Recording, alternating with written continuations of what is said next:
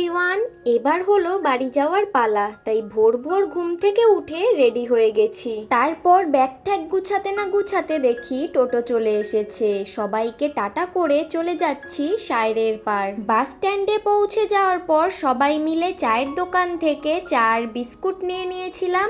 আর এইদিকে চা খেতে খেতে শুনি আমরা যেই 7টার বাসটায় যেতাম সেই বাসটা নাকি কয়েকদিন ধরে ক্যান্সেল। তাই ওখান থেকে আবার টোটো করে চলে এসেছি নবাবহাট বাস স্ট্যান্ডে। আসার পর টিকিট কেটে পরোটা খেয়ে উঠে পড়েছি বাসে। তারপর বাড়ি আসতে না আসতেই চলে গেছিলাম বুগ্গুর স্কুলে, কারণ আজকে হচ্ছে বুগ্গুর স্কুলের ফাউন্ডেশন ডে।